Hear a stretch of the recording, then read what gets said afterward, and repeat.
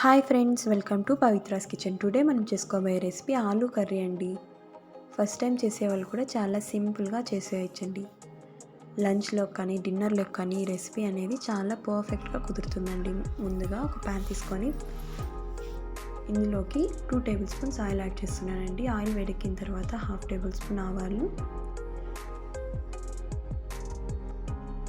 1/2 table spoon జీరా add చేసుకొని చిటిపట్లాడిన తర్వాత ఇందులో కొద్దిగా కరివేపాకు, అలాగే ఒక చిన్న సైజ్ ఆనియన్ కట్ చేసి వేసుకోండి. బాగా వేయించుకున్న తర్వాత 10 వెల్లుల్లి రెబ్బలు ఫైన్గా చాప్ చేసుకొని వేసుకోండి, లేదంటే కచ్చాపచ్చగా దంచుకొని వేసుకోండి. ఆనియన్స్, గార్లిక్ 2 పచ్చివాసన పోయేలాగా వేయించుకోండి. పచ్చివాసన పోయిన తర్వాత ఒక 2 టొమాటోస్ గ్రైండ్ చేసుకొని, పెద్ద సైజ్ 2 టొమాటోస్ గ్రైండ్ చేసుకొని ఆ ప్యూరీని యాడ్ చేసుకోండి. ఈ టొమాటో ప్యూరీ అనేది కలర్ అండ్ పచ్చివాసన 2 చేంజ్ అయ్యే వరకు చూడండి, వేయించుకోండి. నేను ఇక్కడ 5 మినిట్స్ తర్వాత చూపిస్తున్నానండి. టొమాటో కలర్ అలాగే పచ్చివాసన కూడా పోయిందండి. ఇందులోకి 1/2 టేబుల్ స్పూన్ పసుపు, 3/4 ధనియా పౌడర్, అంటే హాఫ్ కంటే కొద్దిగా ఎక్కువగా ధనియా పౌడర్ వేసుకోండి. అలాగే 1 టేబుల్ స్పూన్ కారం, 1/2 table spoon garam masala add చేసుకోండి. బాగా మిక్స్ చేసుకొని ఇందులోకి 1 కప్ పొటాటోస్ యాడ్ చేస్తున్నానండి. ఆలు 1 కప్ యాడ్ చేస్తున్నాను. బాగా మిక్స్ చేసుకుంటూ అడుగు అంటకుండా వేయించుకోండి. అడుగు అంటితే టెక్స్చర్ అనేది మారిపోతుందండి, అలాగే టేస్ట్ కూడా మారిపోతుంది. బాగా మిక్స్ చేస్తూ వేయించుకోండి. ఒక 2 మినిట్స్ ఆలూని మగ్గనివ్వండి. ఆలు మగ్గితే టేస్ట్ అనేది కర్రీలో చాలా బాగుంటుందండి. 2 మినిట్స్ తర్వాత మళ్ళీ మధ్య మధ్యలో కలుపుకుంటూ, అలాగే ఒక 2 పచ్చిమిర్చి చిలుకలుగా కట్ చేసుకొని యాడ్ చేసుకోండి.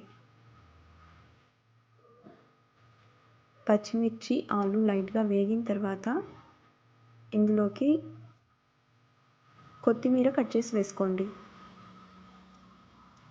కొత్తిమీర, పచ్చిమిర్చి, ఆలు అంతా బాగా మిక్స్ చేసుకొని ఇందులోకి వాటర్ యాడ్ చేసుకోండి. వాటర్ అనేవి ఆలు ఉంటుంది కదండి, ఆలు మునిగి కొద్దిగా 1 ఇంచ్ పైకి ఉండేలాగా వాటర్ యాడ్ చేసుకోండి.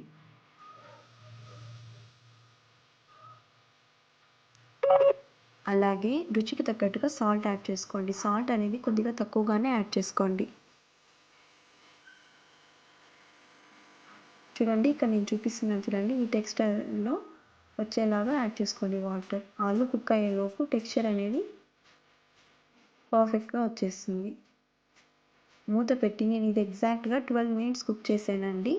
12 మినిట్స్ తర్వాత మీకు చూపిస్తున్నాను చూడండి, టెక్స్చర్ అనేది పర్ఫెక్ట్గా వచ్చింది. ఆలు కర్రీలో ఆలు అనేది మరీ సాఫ్ట్గా లేకపోతే మరీ గట్టిగా వండుకుందండి.